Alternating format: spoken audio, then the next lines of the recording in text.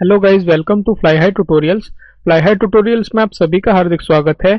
आज का जो हमारा टॉपिक है वो है memories and input output interfacing या फिर आईओ इंटरफेसिंग। जो भी स्टूडेंट इस लेक्चर को फर्स्ट टाइम देख रहे हैं उनसे मेरी रिक्वेस्ट है कि आप आई बटन पर क्लिक करके इससे प्रीवियस जो हमारे लेक्चर्स हैं माइक्रो प्रोसेसर पर उनको आप देख सकते हैं। उसी के साथ साथ आप चैनल प्लेलिस्ट में जाकर भी जो डिफरेंट सब्जेक्ट्स के ऊपर हमारे डिफरेंट लेक्चर्स हैं उनको भी सिक्वेंशियली देख सकते हैं, जो कि जेईई एग्जाम के लिए या फिर और भी हमारे फर्दर एग्जाम्स जो है उनके लिए इक्वली इंपॉर्टेंट हैं। तो चलिए स्टार्ट करते हैं।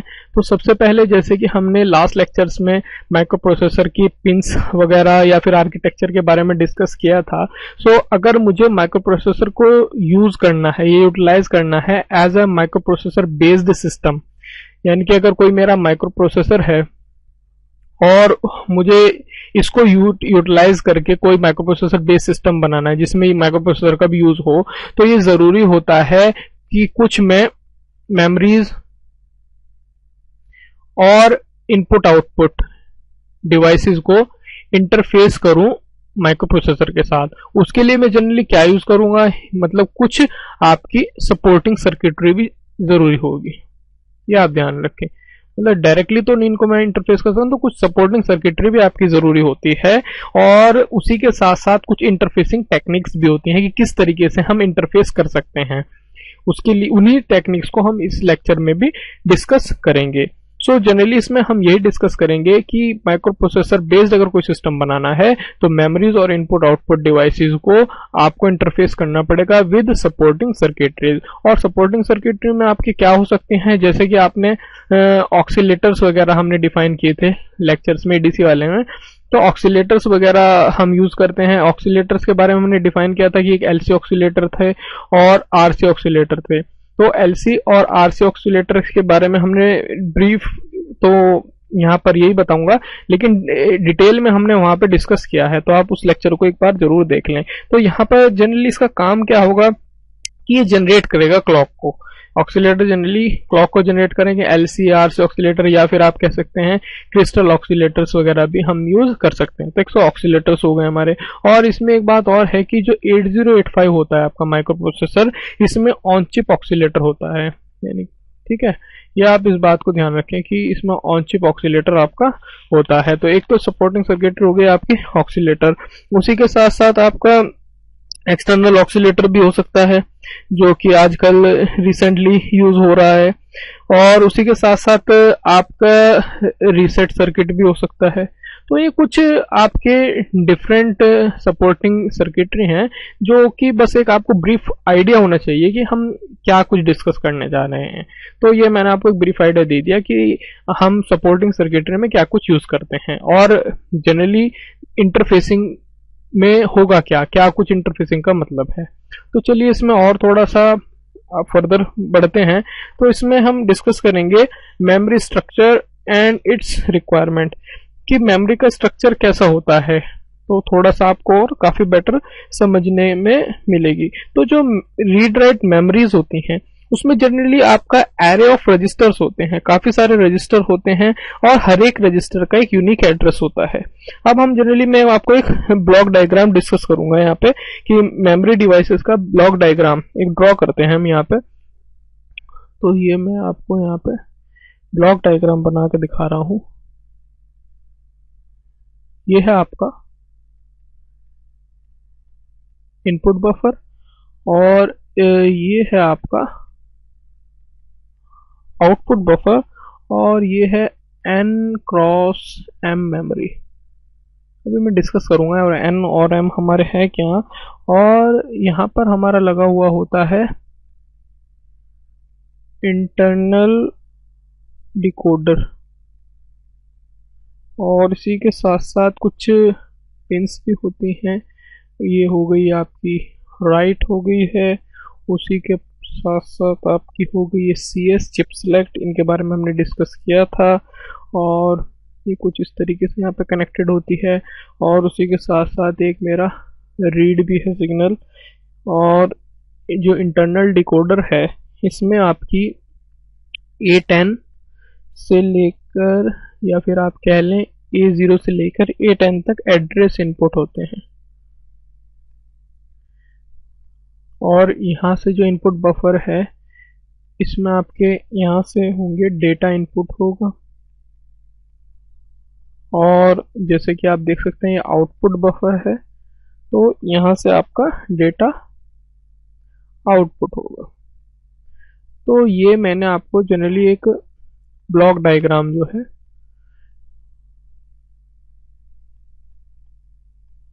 मेमोरी डिवाइस का ड्रॉ कर दिया है,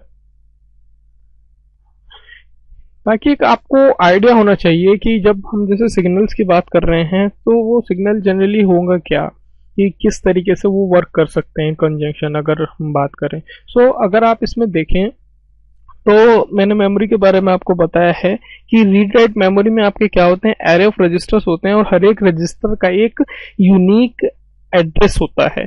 अब यहाँ पे m और n मेमोरी, m और n है क्या, n जो है आपका, या ये इंपॉर्टेंट है आपको याद रखना जरूरी है, n है क्या, नंबर ऑफ रजिस्टर्स, n है आपका नंबर ऑफ रजिस्टर और m है आपकी वर्ड लेंथ। यानी कि सपोज कीजिए, अब मैं आपको एग्जांपल दे रहा हूं, कई बार इस पर डायरेक्टली आपको क्वेश्चन आ जाता है। अब सपोज कीजिए अगर हमारे पास 13 एड्रेस लाइन है और 8 डेटा लाइंस हैं, मतलब किसी मेमोरी की आपकी 13 एड्रेस लाइन है और 8 डेटा लाइंस हैं, तो नंबर ऑफ रजिस्टर या मेमोरी लोकेशन जो होंगी वो आपको फॉर्मूला ध्यान रखना है, इस पर डायरेक्टली क्वेश्चन आपका राइज हो जाता है। तो नंबर ऑफ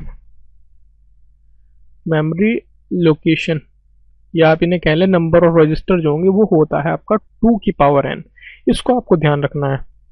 तो इस केस में क्या होगा, 2 की पावर 13 हो जाएगी। अगर 13 एड्रेस लाइंस हैं तो ये होगा आपका, अगर इसको सॉल्व करेंगे 8129, और जो आपकी वर्ड लेंथ होती है वो इक्वल टू होती है आपकी m बिट के इक्वल, यानी कि वो है आपकी 8 बिट। तो वर्ड लेंथ जो होगी वो आपकी 8 बिट होगी, और नंबर ऑफ मेमोरी लोकेशन या नंबर ऑफ रजिस्टर होंगे आपके 2 की पावर n से कैलकुलेट किए जाएंगे, और n जहां पर क्या हो गया आपका एड्रेस लाइंस को आप डिनोट कर देंगे, तो n क्या है, नंबर ऑफ रजिस्टर्स हो गए आपके। तो इस तरीके से आप इन पे डायरेक्टली जो क्वेश्चन अराइज हो जाते हैं तो आप आसानी से सॉल्व कर सकते हैं।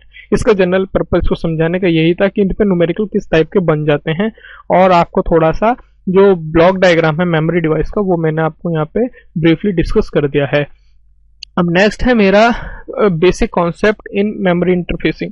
अब अगर हम मेमोरी इंटरफेसिंग की बात करें तो उसका एक थोड़ा सा ब्रीफ आइडिया आपको मिल जाएगी क्या कॉन्सेप्ट होता है मेमोरी इंटरफेसिंग के पीछे। तो जब हम इंटरफेस करते हैं मेमोरी डिवाइस को 8085 या माइक्रो प्रोसेसर के साथ में, तो कुछ पॉइंट्स हमें ध्यान में रखने पड़ते हैं। कुछ पॉइंट्स क्या है, जैसे कि 8085 क्या है, जो 8085 है हम इसी के बारे में डिस्कस कर रहे हैं।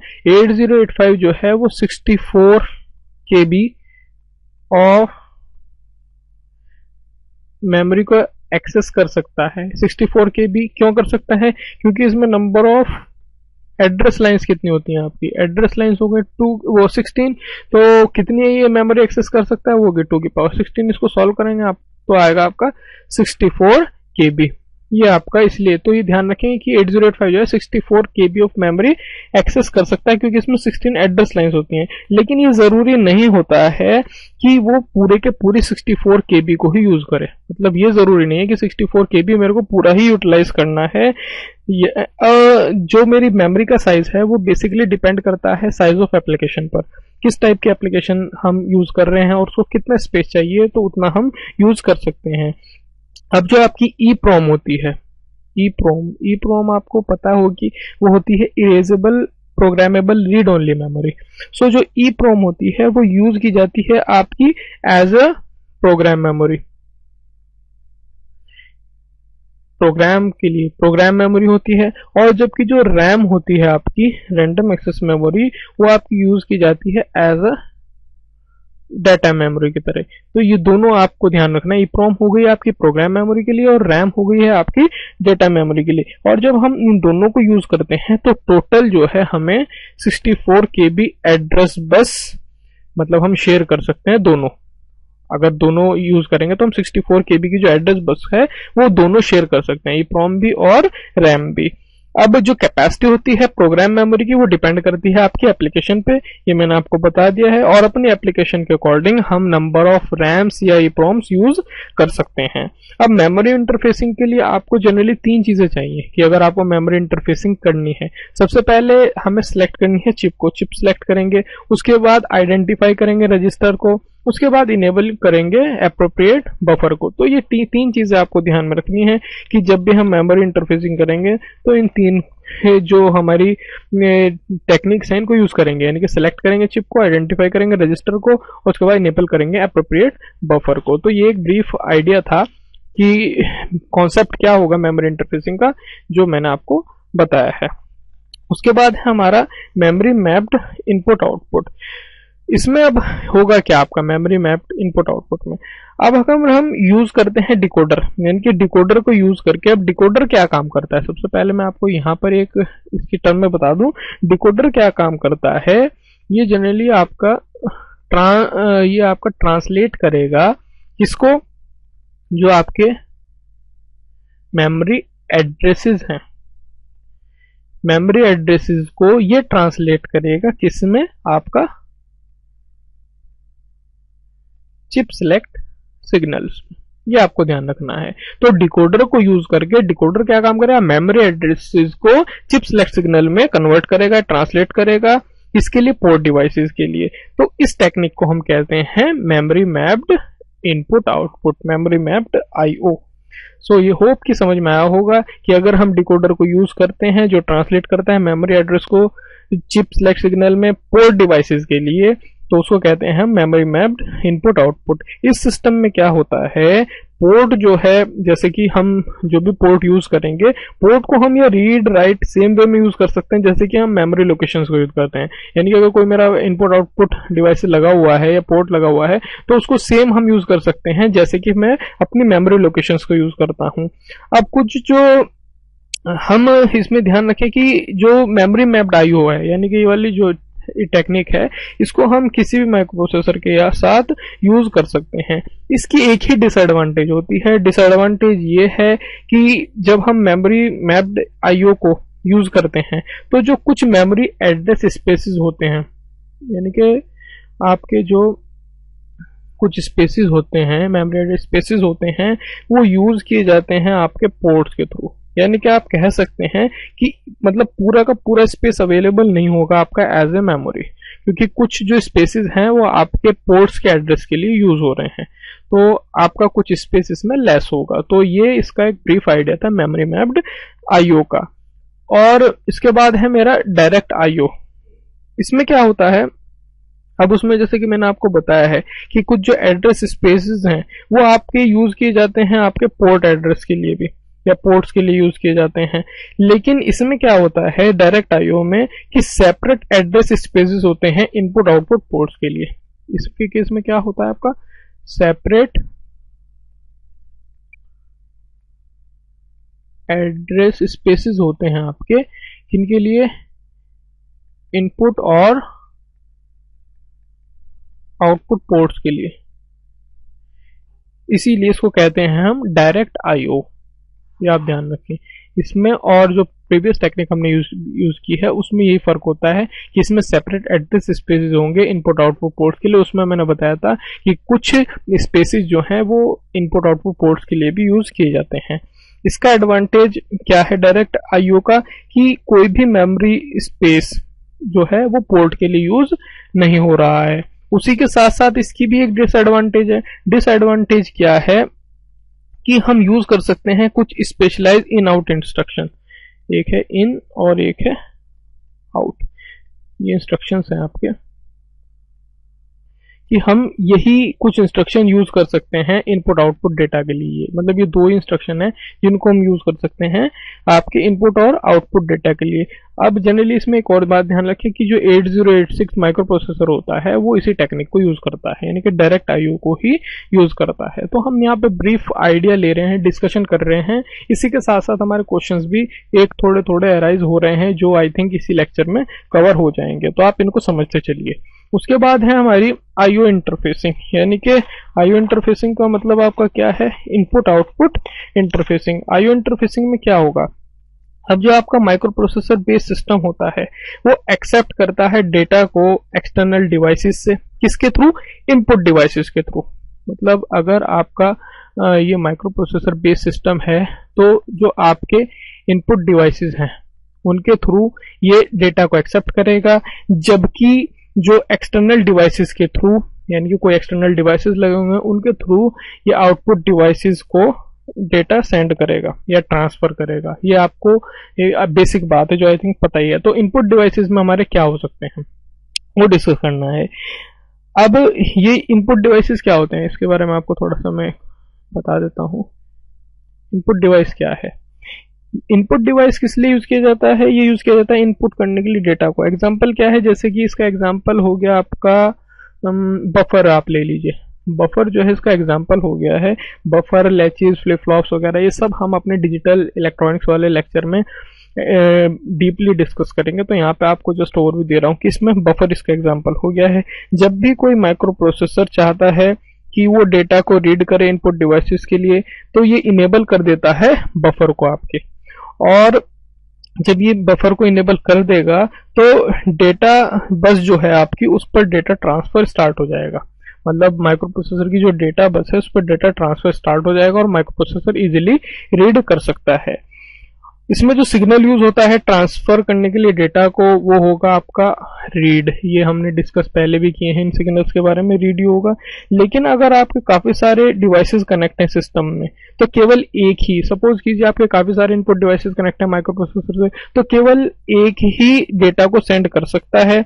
उसके लिए कई बार हम, आपको पता है, प्रायोरिटी रिजॉल्वर वगैरह सर्किट भी यूज करते हैं। तो इसमें आपको एक डायग्राम बना के दिखा देता हूं कि इसमें होगा क्या आपका। ये है आपका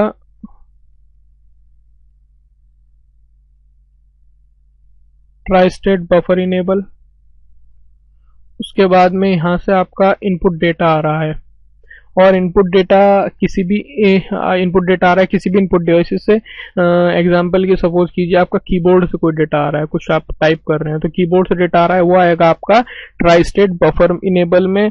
और उसके बाद ये जो है ये जाएगा आपका डेटा बस पे। और डेटा बस कौन सी होती हैं आपको पता है, D0 से D7 होती हैं। और ये डेटा बस से कहां पे जा रहा है? माइक्रो प्रोसेसर के ऊपर।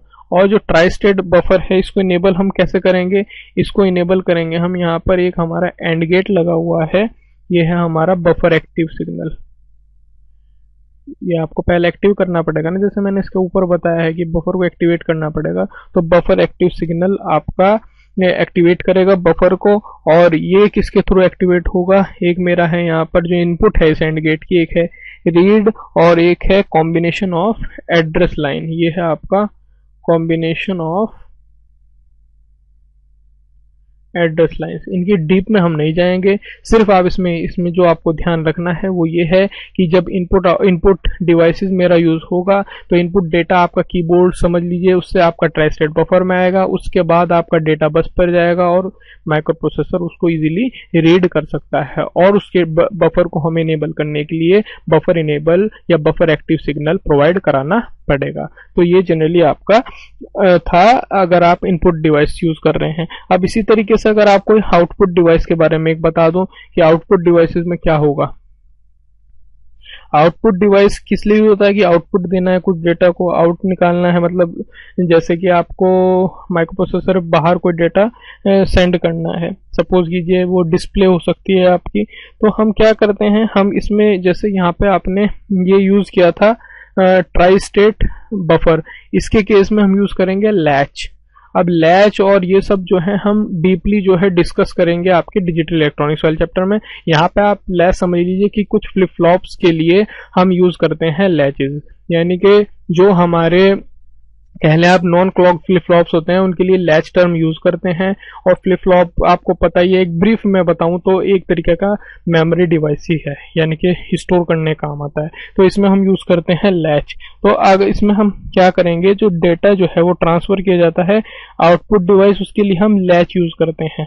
जैसे कि अगर मैं फिगर में आपको ड्रॉ करूं तो अब सपोज कीजिए ये आपका है लैच, और यहाँ से जो डेटा है, यानी कि अगर ये आपका माइक्रो प्रोसेसर है, माइक्रो प्रोसेसर से डेटा आएगा आपका D0 से D7, D0 से D7 अब आप समझ रहे होंगे वो है आपकी डेटा बस। इससे आपका इनपुट डेटा आएगा वो आएगा लैचेस पे, उसके बाद ये जाएगा आउटपुट डिवाइस पे। आउटपुट डिवाइस आपका क्या हो सकता है मैंने बताया है, वो है आपकी डिस्प्ले पर जा सकता है। अब मुझे लैच को इनेबल करना है तो उसके लिए भी मैं एक एंड गेट लगाऊंगा, और यहाँ पर उस केस में आ रहा था रीड, इस केस में सिग्नल होगा एक राइट और दूसरा होगा आपका वही कॉम्बिनेशंस ऑफ एड्रेस लाइन, वही एक सिग्नल यहाँ पर होगा कॉम्बिनेशन ऑफ एड्रेस लाइन, उससे लैच को इनेबल हम कर सकते हैं। तो ये एक ब्रीफ आइडिया मैंने आपको दे दिया है कि इनपुट डिवाइस और आउटपुट डिवाइस के केस में किस तरीके से वर्क होगा जब हम इनपुट आउटपुट इंटरफेसिंग करेंगे। तो होप कि आपको क्लियर हुआ होगा। नेक्स्ट है मेरा इनपुट आउटपुट इंटरफेसिंग टेक्निक्स। क्या कुछ टेक्निक्स हम यूज करते हैं इनपुट आउटपुट को इंटरफेस करने के लिए। तो माइक्रो प्रोसेसर है जो आप ध्यान रखें, माइक्रो प्रोसेसर जो है वो आइसोलेट करता है मेमोरी और इनपुट आउटपुट सिस्टम को, अलग अलग करता है, मेमोरी को अलग और आपका आईओ सिस्टम को अलग अलग, ये दोनों अलग अलग होंगे, इनको आइसोलेट करता है। इनको मतलब अगर हमें इसके प्रोवाइड कराने के लिए जैसे कि सेपरेट इंस्ट्रक्शंस होते हैं एड्रेसिंग मेमोरी के लिए और इनपुट आउटपुट डिवाइसेस के लिए या इनपुट आउटपुट सिस्टम के लिए, और ये किया जाता है आपका एक सिग्नल होता है। अगर 8085 की बात करें तो एक सिग्नल होता है आपका MIO, ठीक है। ये यूज करते हैं हम कि अगर मेरे को मेमोरी को आपको यूज करना है या फिर आपको इनपुट आउटपुट सिस्टम को यूज करना है। तो इसके केस में क्या होगा कि जैसे अगर आपको MIO है, अगर इसकी वैल्यू आपकी 1 है तो माइक्रो प्रोसेसर जो है वो कम्युनिकेट करेगा आपका मेमोरी सिस्टम के साथ में, इसको आप ध्यान रखें। और अगर इसकी वैल्यू 0 है यानी कि MIO जो सिग्नल है आपका या इंस्ट्रक्शन जो है आपका, इसकी वैल्यू अगर 0 है तो माइक्रो प्रोसेसर जो है वो कम्युनिकेट करेगा आपका IO सिस्टम के साथ में। तो डिपेंड करेगा आपका इस इंस्ट्रक्शन के ऊपर कि इसकी वैल्यू पर्टिकुलर क्या है, उसी के साथ में आपका कम्युनिकेट करेगा। अब इसमें आप ध्यान रखें माइक्रो प्रोसेसर जो होता है वो एक फैसिलिटी प्रोवाइड कराता है कि हम जो आपके IO डिवाइसेस हैं या आपका जो IO सिस्टम है, IO डिवाइसेस हैं, उनको हम यूज कर सकते हैं एज अ मेमोरी लोकेशन, मतलब इनको हम एज अ मेमोरी लोकेशन भी यूज कर सकते हैं। तो ये एक फैसिलिटी माइक्रो प्रोसेसर प्रोवाइड कराता है, इनके बारे में भी हम बात करेंगे। तो हमारे दो मेथड्स होते हैं इंटरफेस करने के लिए IO डिवाइसेस को, और दो ही टेक्निक होती हैं उनको हम, एक जो टेक्निक है वो है हमारी IO मैप्ड IO, एक टेक्निक तो ये हो गई है हमारी, और जो दूसरा मेथड है टेक्निक है वो है मेमोरी मैप्ड IO। तो इनके बारे में हम ब्रीफ आइडिया लेंगे। जनरली आपको ध्यान रखना है कि जो इंस्ट्रक्शन है यही मेरा डिवाइस मतलब यही मेरा डिसाइड करेगा कि मेमोरी सिस्टम के साथ में कम्युनिकेट करना है माइक्रो प्रोसेसर ने या फिर IO सिस्टम के साथ में कम्युनिकेट करना है माइक्रो प्रोसेसर ने। तो अब इसमें हम देखते हैं कि मेमोरी मैप्ड IO और इनपुट आउटपुट मैप्ड IO में होगा क्या। जैसे कि मैंने आपको इसमें बताया है कि MIO अगर आपका 1 होगा तो माइक्रो प्रोसेसर कम्युनिकेट करेगा आपका मेमोरी सिस्टम के साथ में, और अगर आपका ये 0 होगा तो ये आपका कम्युनिकेट करेगा IO सिस्टम के साथ में। तो इसमें इसी टेक्निक को ध्यान में रखते हुए, इन्हीं चीज़ों को ध्यान में रखते हुए हम दो मेथड ऑफ इंटरफेसिंग या उनके टेक्निक्स के बारे में बात करेंगे, इनपुट आउटपुट मैपिंग के। देख लेते हैं।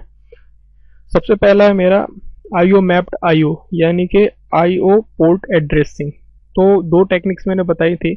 इसमें होता क्या है, इस केस में जो इनपुट आउटपुट डिवाइस है आपका, इसको आपको समझना है, थोड़ा सा डिफरेंस समझना है इनके बीच में, कि जो इनपुट आउटपुट डिवाइस है उसको हम ट्रीट करेंगे as a IO device only.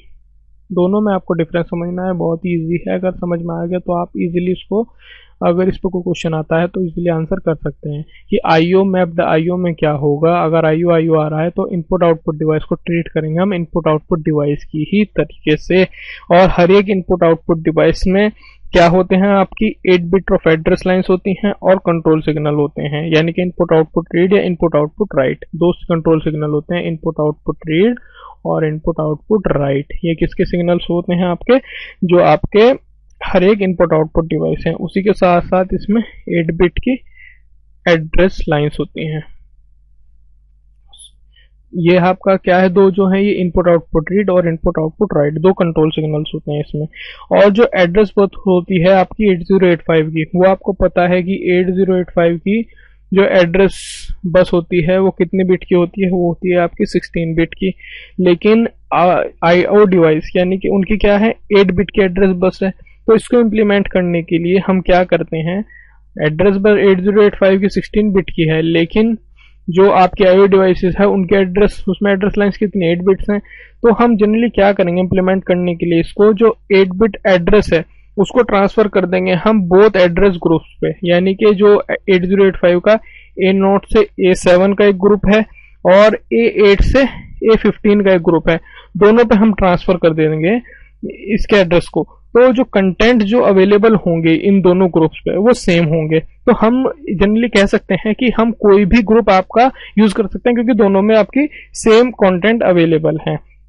तो इस चीज को आपको ध्यान में रखना है। जस्ट एक आइडिया दे दिया है मैंने आपको कि सपोज कीजिए इस पे अगर आपका सिग्नल है ये 50H है, तो 50H को आप हेक्स में कैसे लिख सकते हैं, तो ये हो जाएगा आपका इस तरीके से। इसके बारे में हम डीप में स्टडी करेंगे आपके डिजिटल वाले में। तो अगर सपोज कीजिए ये आपका कंटेंट जो है A0 से A7 बस पर है, तो यही सेम कंटेंट आपके A8 से A15 पर होंगे। यानी कि हम किसी को भी यूज करके अपने कंटेंट को प्रोवाइड करा सकते हैं, ले सकते हैं। तो ये एक इसका ब्रीफ आइडिया था जो मैंने आपको दिया है। अब यहाँ पे क्या है, दो स्पेशल इंस्ट्रक्शन अवेलेबल होते हैं data transfer between input output devices और माइक्रो प्रोसेसर। यानी कि माइक्रो प्रोसेसर और इनपुट आउटपुट डिवाइस के बीच में डेटा को ट्रांसफर करने के लिए दो स्पेशल इंस्ट्रक्शन होते हैं, वो मैंने पहले बताया आपको। एक होता है इन एड्रेस और एक होता है आपका आउट एड्रेस। बस ये आप इसमें ध्यान रखें। एक मैंने ब्रीफ आइडिया आपको दे दिया है कि इसमें होता क्या है। होप कि ये जो आपको टेक्निक है या मेथड जो है ये समझ में आया होगा कि इसमें हम होगा क्या इसमें हमारा। तो नेक्स्ट है हमारा मेमोरी मैप्ड IO, यानी कि memory mapped input output. Memory mapped IO में क्या होता है, जैसे कि आपको हमने लास्ट में डिस्कस किया है, उसमें इनपुट आउटपुट डिवाइस को हम as a input output device ही ट्रीट कर रहे थे। लेकिन यहाँ पे क्या होगा, जो आपके IO डिवाइसेस हैं उनको हम ट्रीट करेंगे एज अ मेमोरी लोकेशंस। ये इसमें फर्क है लास्ट में, इसमें मेमोरी आ गया ना, मेमोरी मैप्ड IO। तो यहाँ पे इनपुट आउटपुट डिवाइसेस को मेमोरी लोकेशंस के तरीके से यूज करेंगे और यहाँ पे कोई भी सेपरेशन नहीं होगा लाइक मेमोरी और IO, मतलब कोई इनके बीच में फर्क नहीं होगा मेमोरी और इनपुट आउटपुट डिवाइसेस के बीच में। और हर एक डिवाइसेस में क्या होंगी यहाँ पे 16 बिट एड्रेस होगा। IO डिवाइस में क्या होगा आपका 16 बिट एड्रेस होगा। और कंट्रोल सिग्नल वहां पे हमने डिस्कस किए थे IOR IOW, यहाँ पर जो कंट्रोल सिग्नल्स होंगे आपके वो आपके होंगे ME MR memory read and ME MW memory read और मेमोरी राइट। और इंटरफेसिंग जो होगी इनपुट आउटपुट डिवाइस और माइक्रो प्रोसेसर के बीच में वो सेम होगी जैसे कि सिंगल मेमोरी लोकेशंस के साथ में यूज करते हैं। कुछ जो इंस्ट्रक्शंस जनरली यूज करते थे हम उसमें, जैसे हमने इंस्ट्रक्शन सेट वाले में डिस्कस किया तो LDA हो गया है आपका, STA हो गया है, ये इंस्ट्रक्शंस वगैरह भी हम यूज करते हैं। और जो number of input output devices हैं वो 64 के शेयर करेंगे।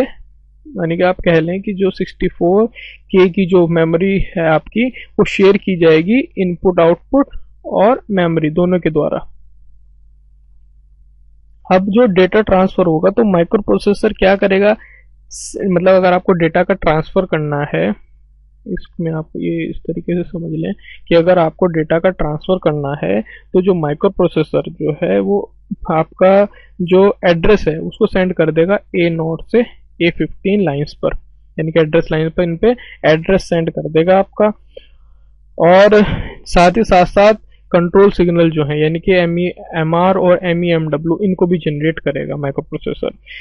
और इसमें क्या होगा, MEMR अगर आपका जो सिग्नल है ये एक्सेप्ट करेगा डेटा को फ्रॉम इनपुट आउटपुट डिवाइसेस और जो MEMW है ये ट्रांसफर करेगा डेटा को to output input output devices. ये इसमें आपको कुछ छोटी छोटी बातें हैं जो आपको ध्यान रखनी है। तो होप कि ये जो कॉन्सेप्ट है ये आपको क्लियर हुआ होगा कि दोनों में बेसिक डिफरेंस क्या है, आईओ मैप्ड आईओ में और मेमोरी मैप्ड आईओ में। तो यही इसमें थोड़ा सा बेसिक डिफरेंस होता है जो एग्जाम में कई बार पूछ लिया जाता है, डायरेक्टली क्वेश्चंस बन जाते हैं। तो एक बार मैं आपको समराइज करा देता हूं कि इन दोनों में फर्क क्या है।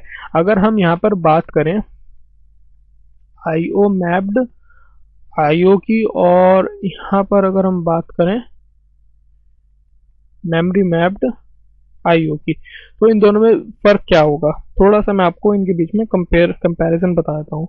तो इसमें क्या होता है कि जो इनपुट आउटपुट डिवाइसेस होते हैं उनको हम किस तरीके से ट्रीट कर रहे थे, as a input output devices ही। लेकिन इसमें मेमोरी मैप्ड में इनपुट आउटपुट डिवाइसेस को किस तरीके से ट्रीट कर रहे थे हम, एज अ मेमोरी के तरीके से। यहाँ पे इनपुट आउटपुट डिवाइस अपनी सेम में रहेंगे लेकिन यहाँ पे मेमोरी के तरीके से यूज होंगे। यहाँ पे डिवाइस का एड्रेस जो था वो 8 या 16 बिट्स का हो सकता है और यहाँ पे जो डिवाइस का एड्रेस जो है वो 20 बिट्स का भी हो सकता है। और यहाँ पे जो कंट्रोल सिग्नल्स थे जो इनपुट आउटपुट के लिए यूज किए जा रहे थे वो थे आपके IOR और IOW, इनके बारे में हमने डिस्कस किया था।